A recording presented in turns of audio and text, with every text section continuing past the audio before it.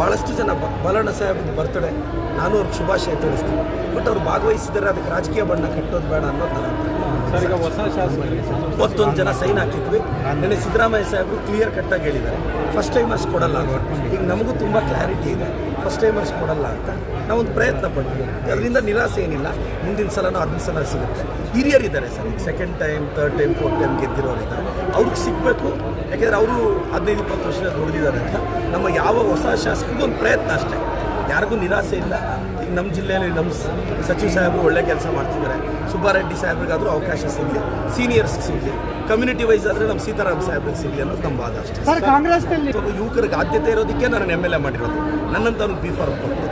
ಅದರರ್ಥ ಏನು ಗೊತ್ತಾ ಸರ್, ಈಗ ನಾನೇ ಒಂದು 5 ಸಲ ಗೆದ್ದಿರ್ತೀನಿ, ಮಿನಿಸ್ಟರ್ ಆಗಬೇಕು ಅಂತ ಆಸೆ ಇರುತ್ತೆ. ಯಾರೋ ಫಸ್ಟ್ ಟೈಮ್ ಬಂದಿರೋನು ಮಿನಿಸ್ಟರ್ ಎತ್ಕೊಂಡ್ಬಂದ್ಬಿಟ್ರೆ 5-6 ಸಲ ಗೆದ್ದಿರೋರಿಗೆ ಏನಾಗಬೇಕು. ಸೊ ಇದು ಒಳ್ಳೆ ತೀರ್ಮಾನ. ಅಂದರೆ ಸಿದ್ದರಾಮಯ್ಯ ಹತ್ರಲ್ಲ ಪ್ರೆಸ್ ಮೀಟ್, ಉಡುಪಿಯಲ್ಲಿ ಪ್ರೆಸ್ ಮೀಟಲ್ಲಿ ಹೇಳಿದ್ರು ಫಸ್ಟ್ ಟೈಮರ್ಸ್ಗೆ ಕೊಡಬಾರ್ದು ಅಂತ ತೀರ್ಮಾನ ಮಾಡಿದ್ವಿ ಅಂತ. ಈಗ ನಾವು ಫಸ್ಟ್ ಟೈಮರ್ಸ್ ಎಲ್ಲ ಮಾತಾಡ್ಕೊಂಡ್ವಿ, ಹಣ ಈಗ ಕೊಡಲ್ಲ ಅಂತ ಹೇಳಿದ್ದಾರೆ, ಆರಾಮಾಗಿರೋಣ, ಯಾವುದೇ ಪ್ರಯತ್ನ ಇನ್ನು ಮತ್ತೆ ಈ ಸಚಿವ ಸ್ಥಾನದ ಆಸೆಯಿಂದ ಹಿಂದೆ ಸರಿತಿದ್ದೀರಿ ಅಲ್ಲ. ನಾವು ಫಸ್ಟ್ ಟೈಮರ್ಸ್ ಎಲ್ಲ ಹಿಂದೆ ಸರಿತಾ ಇದ್ದೀವಿ. ಈಗ ನಮ್ಮ ಮುಖ್ಯಮಂತ್ರಿಗಳು ಖಡಕ್ಕಾಗಿ ಹೇಳಿದಾಗ ಈಗ ಮತ್ತೆ ನಾವು ಮಿನಿಸ್ಟರ್ ಆಗ್ತೀವಿ ಅನ್ನೋದ್ರಲ್ಲಿ ಅರ್ಥ ಇಲ್ಲ. ನಾನು DCM ಸಾಹೇಬ್ರಿಗೆ ಏನೋ ಮಾತಾಡ್ತಾರೆ. ಇಬ್ಬರು ನನ್ನ ಲೀಡರ್ಸು, ಇಬ್ಬರಿಗೂ ನನ್ನ ಮೇಲೆ ಅಪಾರವಾದ ಗೌರವ ಇದೆ, ನನಗೆ ಅವ್ರ ಮೇಲೆ ಗೌರವ ಇದೆ. ಪಾರ್ಟಿ ವಿಚಾರ ಯಾವುದೇ ಕಾರಣಕ್ಕೆ ನಾನು ಮಾತಾಡೋದು ಸರ್, ಇದು ಎಲ್ಲೋ ಒಂದು ಕಡೆ ಅಂತ ಗೊತ್ತಿಲ್ಲ ಸರ್ ನನಗೆ.